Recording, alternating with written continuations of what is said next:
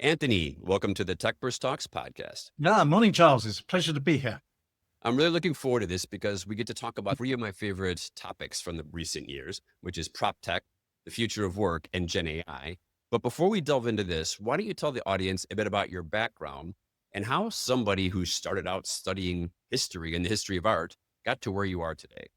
It's a function of age, Charles. If you're old enough to have been off to university before there was any such thing as the internet or mobile phones or whatnot, you had a different conception of what would be interesting to do as a degree.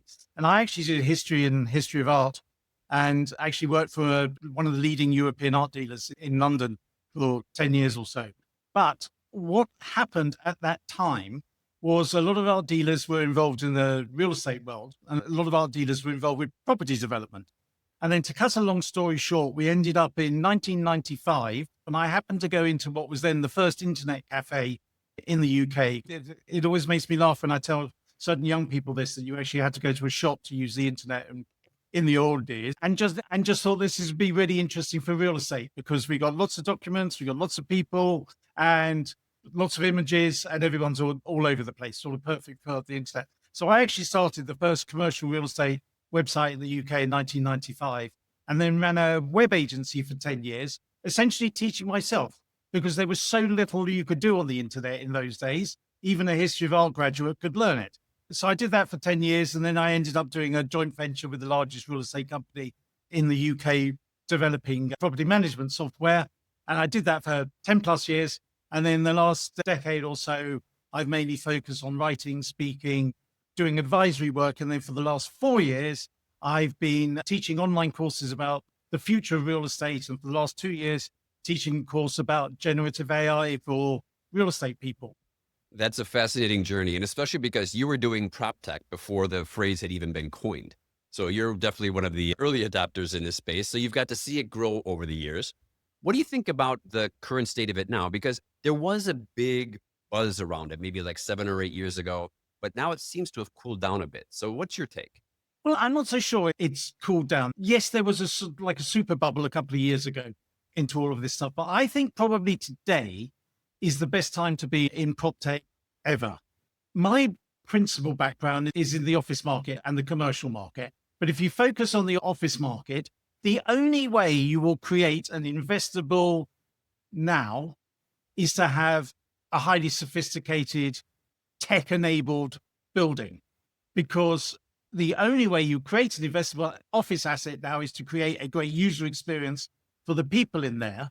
And the only way to do that is to have the technological capabilities within the building that enable it to produce the right type of environment and user experience. So whether the real estate industry likes it or not, and to be fair, it likes it more than it used to, but it still doesn't like technology in the way that some other industries like technology. It really doesn't have a choice but to really lean into technology now. And it often comes back to, well, that's what the customer wants. And eventually, when the customer wants something, the supplier has to change. And that's what's happening in real estate now. The customer profile and nature of demand is changing, and the industry is going to have to change, and they're going to need a lot of tech to do it. And they're not just dipping their toe in the water, because if you look at the bigger firms, JLLs, the CBREs, they're throwing hundreds of millions of dollars at technology investments right now, and investing a lot in startups as well. So not just acquiring larger firms, they're going really early stage. Do you think they're getting the most out of it right now, or are they still in that learning process? They have the typical large company pluses and minuses. They have the money, they have the scale, they can amortize costs over the whole globe and over a number of years. And big numbers don't look so big when you're that scale. The problem is, as with all big companies, they actually tend to end up in silos. And I was talking to someone the other day saying, I don't understand why X of these companies you just mentioned isn't able to get better distribution for the companies it's invested in. Because going back to when I had my joint venture with British Land, we would literally finish some software on a Friday and stick it in the buildings on a Monday. Immediately, we went in and across the board and just put it out there and help people use it. Why doesn't that happen in these big companies? They've got tentacles across the globe. They should be able to take a company from zero to hero in like a nanosecond. When it doesn't actually work like that, because you think you're dealing with one company. but you're actually probably dealing with like 3,000 companies and 3,000 contracts. And everybody has their own major customer, for instance, who's big enough that is like an entity on their own. And you can't just tell the central body, can't just tell them we'll use this new software. And so you have this perception of having incredible distribution, but it doesn't necessarily happen like that in reality. It's not just the commercial real estate firms. I think that's any large corporate. They've got their different lines of businesses. They operate independently, and they're not always the easiest to work for. You know, they try to protect their own patch of land. But I think also the silo problem we have is in a lot of the technologies they've invested in. They've got a lot of individual point solutions that, yes, can solve problems, but they come in there and person who can do one solution comes in and tries to sell it. And the next one, it's not a unified approach. And they don't have a platform play where they can go to the client saying, listen, here's our platform, check off the ones you want to add and we can do those for you. It's almost like an individual thing. So I think it's still a little bit fragmented that way. This is a really interesting thing. And I've been doing quite a lot of work on this the last few weeks. There's a chap called Paul Sangeet Chowdhury, who wrote a book called Platform Revolution a number of years ago and has written some really interesting strategic ideas about the impact of generative AI on business. And he talks about how workflows and jobs are becoming unbundled.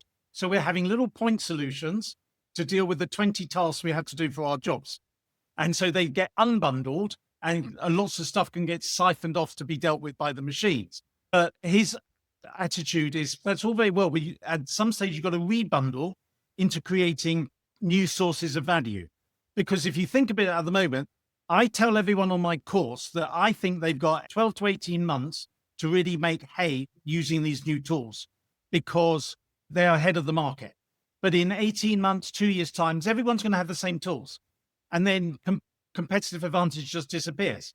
Yeah, everyone produces a better service, but there's no advantage in producing a better service. So where are the new sources of value? Where's the new control points? And this is exactly what you were just talking about, turning silos into ecosystems. And three of the ways that there's going to be enormous opportunities to create new values are companies that are going to be able to do that holistic view of data. So they don't just have data on this or that, they have data on all of it, and they can pull in party data, second party data, third party data, and they have an overview of it. And then also people who can orchestrate all these siloed tools. So if you go into the basement of any commercial office building, you'll probably see a row of 10 PCs lined up, each showing a dashboard, which is 10 different silos. So this orchestration over the top of all those silos. And then we're moving into a world where each of us will be using agents to do some of these things. The ability to orchestrate the environment is going to be a super skill. And then the third point is if you can then add a layer of trust on top of that orchestration, so you've got data, orchestration, and trust, you've suddenly got a completely new value proposition, which isn't beholden on doing what you used to do better, faster, cheaper, but is offering something that is genuinely new and enabled by the new technology. So bye-bye silos is hopefully going to be the answer. But the industry, we love silos. They're so much fun. And I know what you're talking about because what the concept is creating a platform of platforms. And I remember looking at this about, must have been 8 or 10 years ago. There was a UK company called Demand Logic, and they could go in there and aggregate all the different building management systems into a single platform. And it was brilliant. And it was doing very well in the UK. But we tried to bring it into Asia. And the problem was those same vendors that they were aggregating in the UK wouldn't allow you access to that data in Asia. They wanted to charge you again for it if you wanted to use it again, which was just ridiculous. So I think the industry held itself back there. But this is what we need. We need data and an overview across the top of everything. And you're right, the tertiary data that you can pull in from other sources, that'll allow you to make a lot more interesting business decisions going forward. Yeah, it's interesting. I had a long chat with one of the language models a few weeks ago, and it was based on one of those very large real estate services companies had produced a diagram of the companies they work with to provide services within a commercial building. And I had this long conversation with one of these models saying, well, would you actually buy any of those? And the long and the short of it was, no, I wouldn't buy any of those. What I'd buy is all these new people that are coming into the market, and I'd plug them together. And I think this is something that is under contemplated at the moment. The advantages to small companies and startups today is probably greater than ever, because, and I think we're going to talk about it later, this new study that's come out which says that, nothing works, 95% of GenAI investments fail. We'll come on to that. But one of the reasons, of course, is that you're dealing with this whole commercial inertia and misaligned incentives and all that sort of stuff, as opposed to companies starting from scratch, clean sheet of paper, no legacy, but with extraordinarily powerful tools to play with.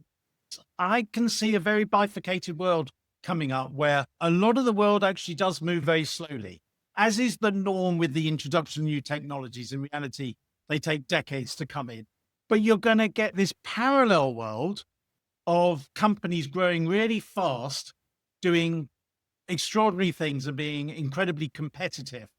That's going to be an interesting world to be in. We're already seeing it, of course, with some of these tech companies like Lovable and Cursor and whatever, going to 0 to 100 million supposed annual revenue in a matter of months with very few people.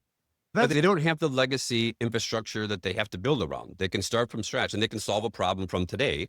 If you wanted to create a solution to solve one of these problems today, you wouldn't build it the way you've got your infrastructure built.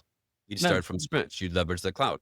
And that's why people in a lot of these companies, they're creating these companies to go after traditional industries.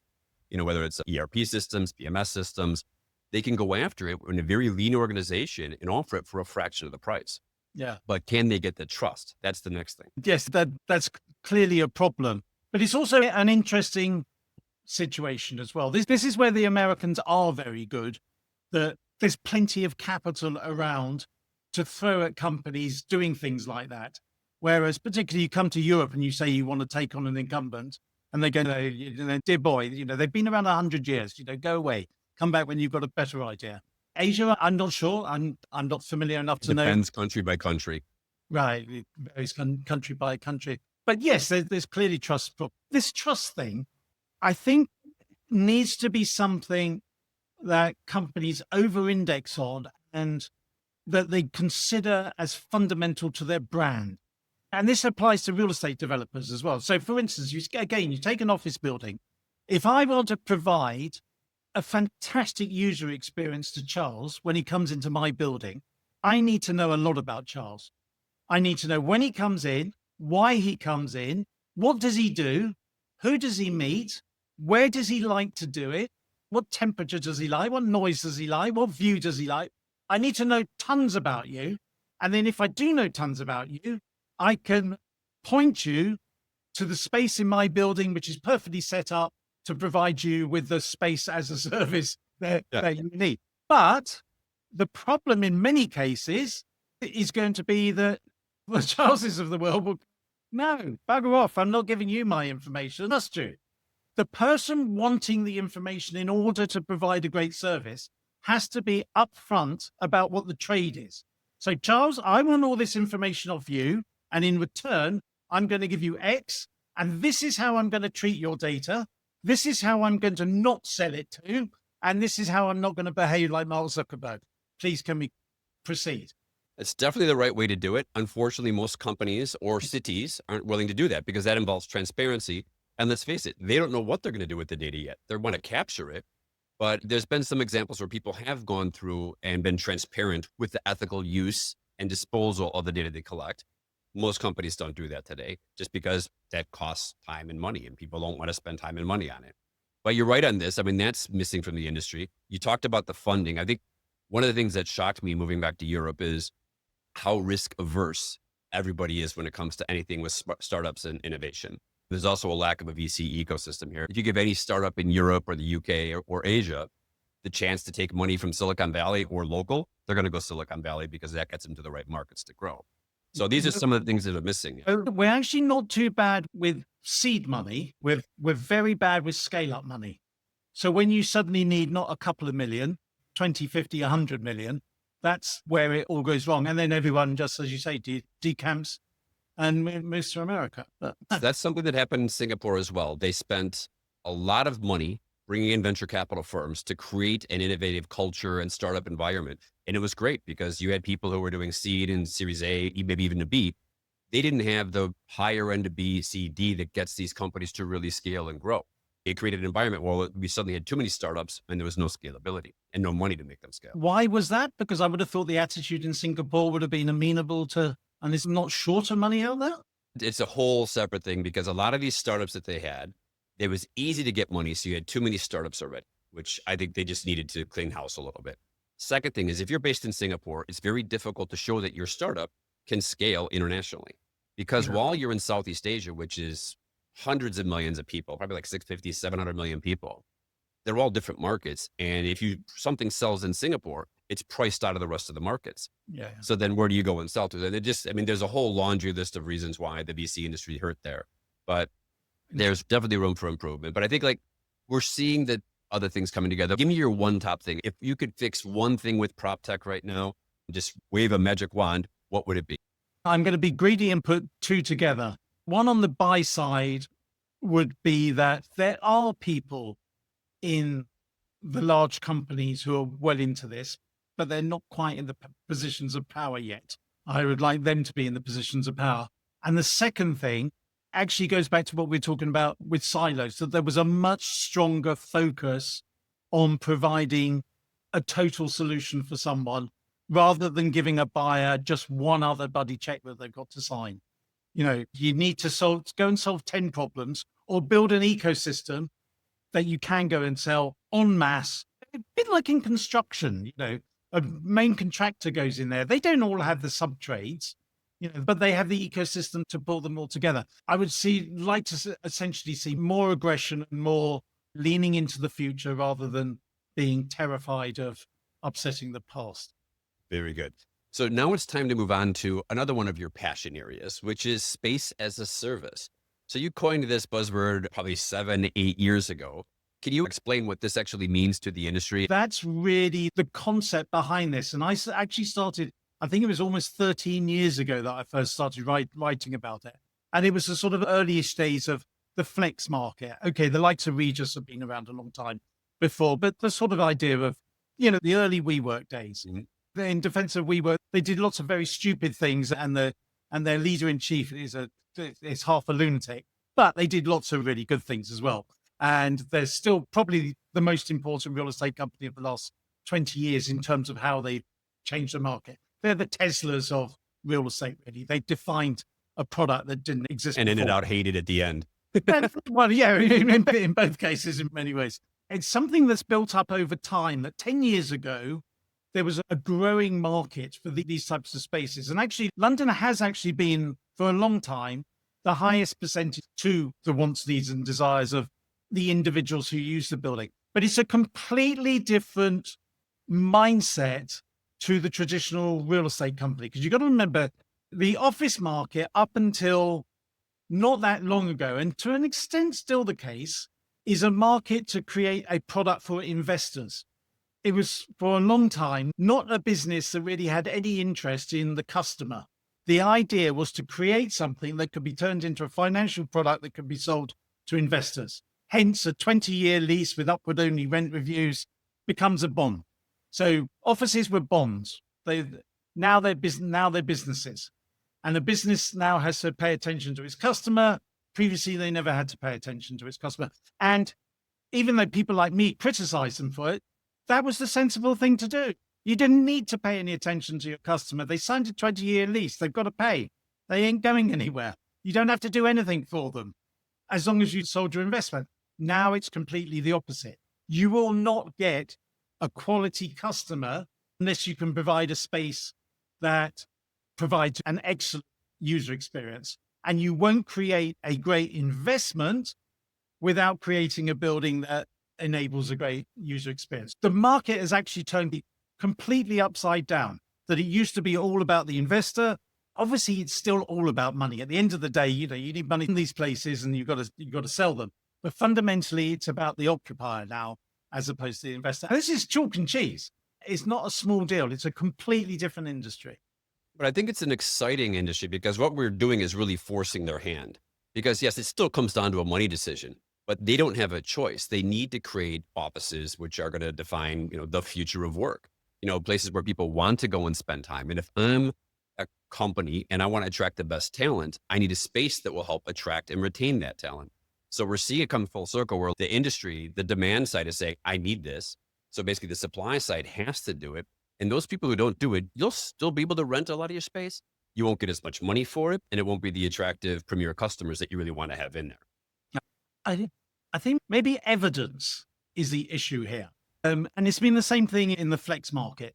It's been very hard for flex operators to have their spaces valued because there hasn't been enough evidence over a long enough period of time to justify them saying, yes, but we have these 14 different revenue sources and over time it averages out like this. You go to a hotel, average rate per night, et cetera, they know exactly how to price space that changes hands every single day in the hotel market. That's been a problem in the flex market, and still to quite a strong extent is for developers and landlords. I personally think the biggest impediment is investors. Investors do tend to be the most parochial, narrow-minded, this is how it's done here, sonny boy, people in the world. I remember giving a talk a couple of years ago at a private equity real estate conference, and I was talking about all these things. And then someone basically jumped up and said, yeah, but I'm on Google on a 15-year lease. And, basically that was it. I'm not interested. I'm on one of the great companies of the world on a really long lease. And they I want to be 25 again. So get real. I can't really see beyond that. I think what might happen, which could be really interesting, I think we're going to see new money into the industry.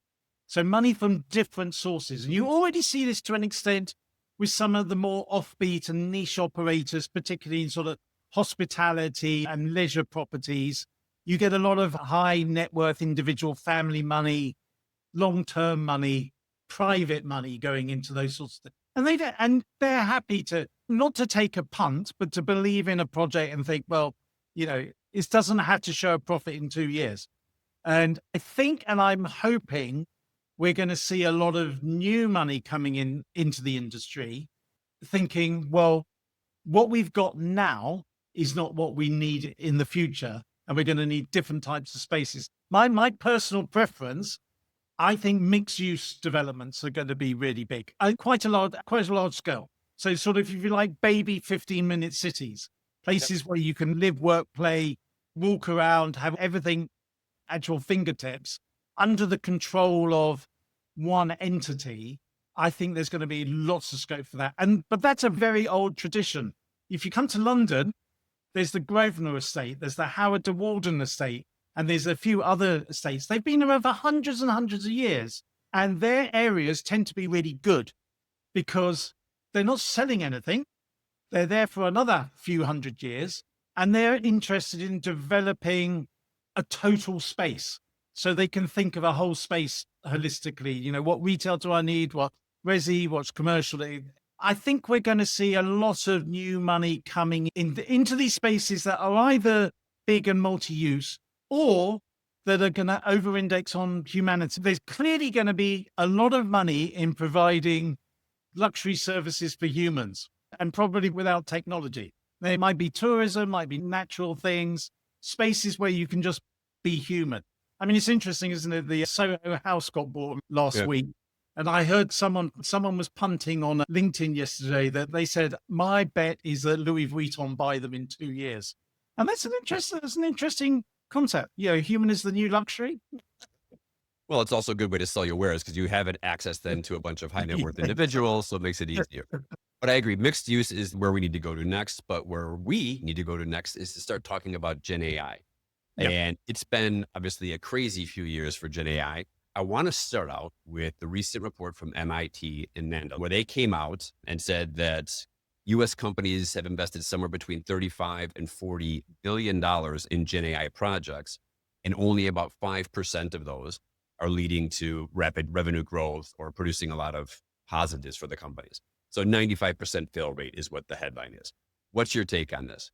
And more productive. And this is really from what, 1880 through to like 1920. So with that, it took 40 years for the design changes. And then productivity in the early 20s went absolutely ballistic in factories because they all got completely redesigned. I think the sheer process of needing to change your company to really leverage these tools is the fundamental problem. Then you've got the secondary problem of, particularly in America, the C-suite is very heavily incentivized to get rid of employees. If you sack a lot of employees in America, your share price goes up, you get richer. They're very heavily incentivized to replace people with capital. So there's been a lot of companies that have just used this and thought, well, how does this just make us more productive? How does this enable us to do what we do now faster and cheaper? And to an extent that will work, but it's a dead end. So I think it's all completely inevitable. But if you took those 5% and look what they were doing, I bet they're incredibly productive. There are certainly companies that are making incredible productivity gains out of this stuff. See, I also was not surprised by this, the fact that 95% of GenAI projects fail. But for me, the surprise is from a different level. I've been using a stat in almost every presentation for the last 7 or 8 years, and it'll come from either BCG, Bain, McKinsey, Carney, about the percentage of digital transformations that fail. And it's always between 75 and 90%. I mean, the last one last year from Bain, it was 88%. So we can't do these things. We can't implement this type of change. Why would this be any different? What did we suddenly figure out? The other thing that's worrying is those consulting firms that keep showing those stats, they're the ones who are supposed to be delivering it. So what are they doing wrong that those numbers aren't improving? And we should be going back and asking them that. I think it's a great tool if it's applied correctly. And this is another good segue now, because now we get to go into talk about what you do with GenAI and with commercial real estate. I teach this course, the Generative AI for Real Estate People course, which is focused on practitioners. It's not a technical course. It's focused on people working across the board within real estate. So what we pay a lot of attention to is, first off, what is generative AI? People talk about AI and they don't realize it's not a singular thing. And generative AI is very different to predictive AI.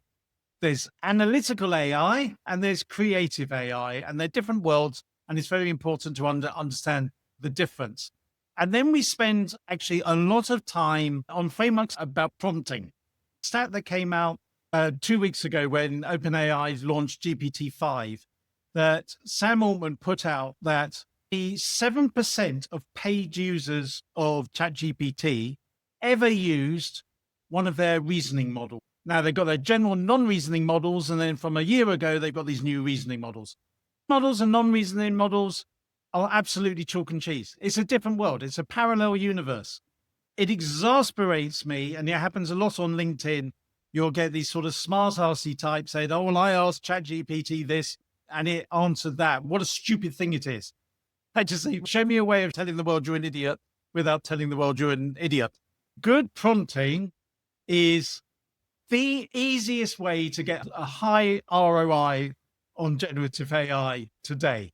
You get an absolutely different outcome from knowing how to prompt well. So we spend a lot of time setting people up with, we've actually now got 30 types of prompt, because I had to add 10 different types of prompt that you can do with GPT-5. But they're just frameworks, and you'll pick a few of them. So we do a lot on that. And then we concentrate a lot on, what is this going to mean for the real estate industry? How is this going to change the nature of the real estate industry? And this is what I was talking about earlier, the unbundling and rebundling of our work, and how's our work going to change? And then we do a big concentration on, what is this going to mean for the nature of demand? Because fundamentally, the demand equals customers equals our pay packets. So we do a lot on how it will affect the industry, how it's going to affect the nature of demand.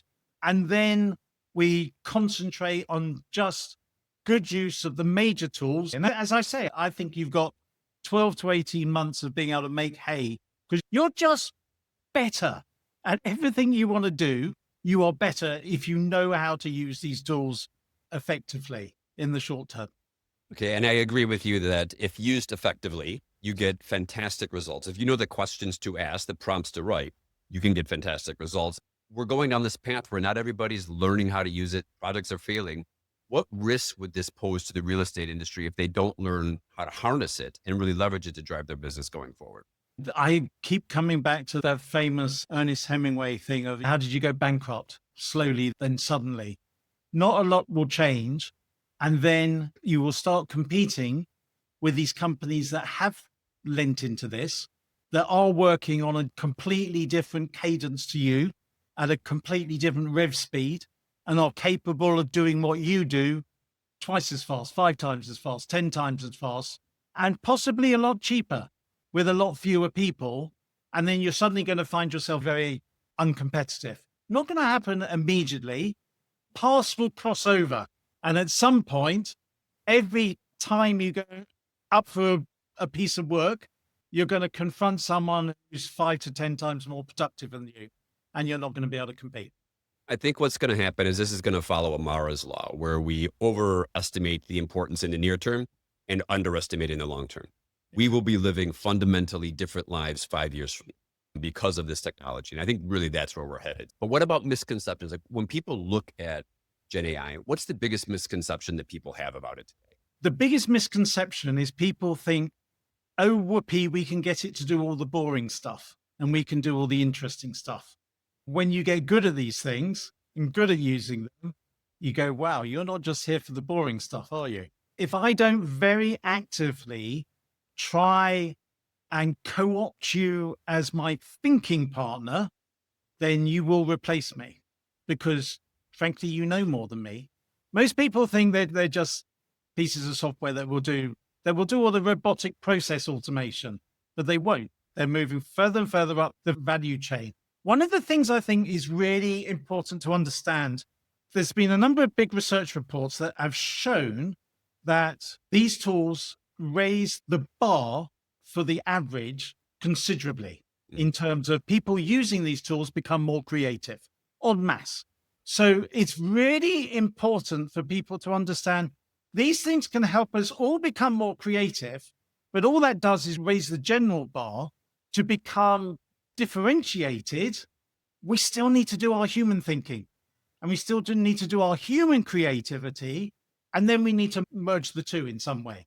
There was a big study done by MIT in November last year, where they did a meta study of 160 studies about the impact of AI on knowledge work. And they said it fits into two camps, augmentation and synergy. And augmentation is where it enables everyone to be better, but not better than the best person who possibly could have answered that question. But they said there's a category of question where you can get genuine synergy, where it can do things that coupled with what you can do, actually genuinely make 2 + 2 = 5. As an example, you might be an architect and you can now have 50 different floor plates immediately, as opposed to one. So you've got a lot more options, which is great, but you still need really good judgment to know if that's the one you should pick. And this is the key thing, because we're at a certain age, we know the questions to ask. And I think it's an incredible tool to help me do my job better. And to be honest, and the other use case for me is it allows me to compete at scale. So Yeah. I can do things now that I would need a team of minions underneath me working on before. I can do it all myself now by leveraging Gen AI. And it allows me to compete against larger firms and do projects that are bigger that way. What I'm also interested in is about how we always will still need the experts. Everyone says it's going to wipe out McKinsey. It's going to wipe out whoever. Those top people at McKinsey, they are such deep subject matter experts in their areas. They'll know the right questions to ask. And if they know how to do this, they'll be even better at it. So there's always going to be those people who will really be exceptional. Us, an average person just using it, we'll raise our bar a bit, but we'll still, like you said, be average. There was a study that came out a couple of weeks ago that made a lot of people think these tools are making us more stupid because we're outsourcing all our intelligence to them. The possibility exists for lots of people just to outsource their thinking altogether. And then that's a very fast way to becoming completely obsolete and to become more stupid. But the skill and the ability to use your critical thinking when you're using these tools and over index on, is this the right question to ask constantly, rather than just accepting, oh, that seems like a good question, is going to be a really important skill. So when we look at the future of real estate, is there any threats out there that people aren't talking about that you're really worried that could impact our future? Try and think of extreme situations. What would need to happen for them to happen? And if they were to happen like that, how would we counterbalance them? Dario Amodei, boss of Anthropic, the makers of Claude, said 50% of starter jobs will not be required in 2 years' time. In 2 years' time. If that was true, what does that do to the nature of demand for offices? They have an awful lot of juniors in offices, particularly the big firms. They are already dropping their intake of graduates considerably. They might have taken on 1,000 graduates a few years ago. They might be taking 600 this time. What if these tech bros projections actually came to pass? Do I have an asset that would still be relevant when we have AGI or when we have compute 100 times more powerful? And this is the challenge for the investors right now. We talked about this earlier, where investors don't know how to value these things going forward. There's so many uncertainties that you have to value in now, and they've all got burned on WeWork, which for some reason they came up with the valuation of what it was somehow worth, which never made sense. But now they're coming back and looking at the real estate. Is it going to be an attractive piece of real estate? The other thing we haven't even touched on is the fact that a lot of commercial real estate will become uninsurable because of where it's located going forward, and the problems we have with global warming and the impact on the environment. So, if I'm an investor right now, I'm panicking. I'm thinking I should go back to school and learn how to become an electrician, because maybe that's where the money's going to be going forward. Well, you certainly want to be a plumber near me. They're incredibly expensive. But I did hear an interesting thing the other day, talking about Miami. If you look at Miami from the climate scientist point of view, it's the most stupid place to be buying real estate. It's just death. The attitude was, well, there's so much money in Miami, they will end up basically building a big wall out at sea, which will hold back the sea.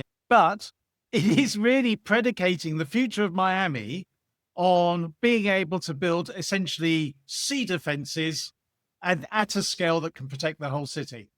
Well, if they don't build the sea defenses, they might actually get one anyway, because if buildings keep falling in the water, it's going to create a natural defense around them. You just got to look at the Mediterranean the last couple of years.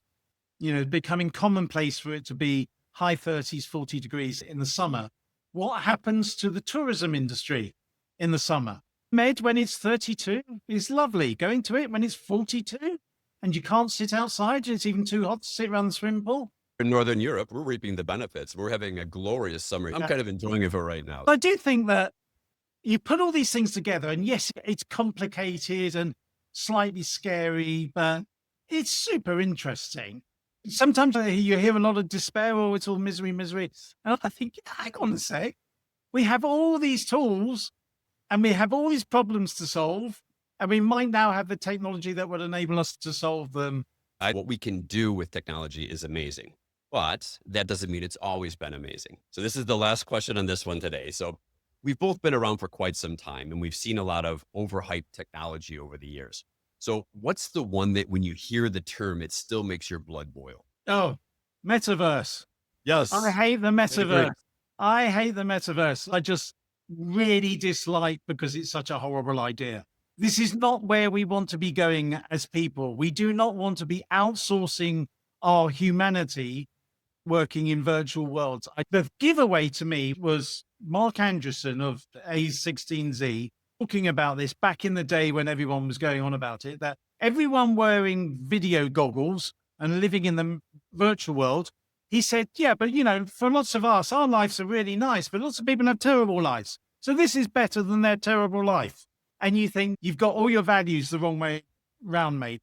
Accenture put all of their new hires a couple of years ago through a week in the metaverse. And I saw the images of it, and they basically recreated an office. You had to go in, you had a queue, you had a crappy avatar, and that was supposed to be the future of work. Brilliant. Exactly what we need. It goes back to my history of art days. I love buildings. I love art. I want to go and see things. I want to be with people. I want to be around beautiful spaces. Who wants to live in that sort of world? I knew it was going to end as soon as I was working on Neon, and I'll cut this bit out because I know I shouldn't say it, but I was working on Neon and the whole team, they're like, we need the metaverse. I'm like, no, you don't. We have the Middle East first metaverse. No, you don't. Actually, no, you really don't. I'm being honest. You don't need this right now. I genuinely wonder whether there's a correlation between this sort of thinking and all the problems that are existing now about people being burnt out, being lonely, not having any friends. People have been going back to the office, but they're not connecting with their friends. And you sort of think, are we just losing the innate ability to actually sit down and have a drink? Cheers. That's what I miss. And the funny thing is, I've spent most of the last 23 years working from home or working on the road, but I've always had my clients and I love spending time with them at their locations. When we had the pandemic, I wanted everybody to go back to work because I missed the idea of like going out for a pint after work and just being able to talk and really find out what's going on, because you don't get those conversations anymore. And it is disappointing. I think the benefit we have is that we're grumpy old men, right? We know how to question these things and not trust them. But if you're coming through and this is what you're learning, you might just think it's normal. Whereas we see what the societal change is actually going to be from this.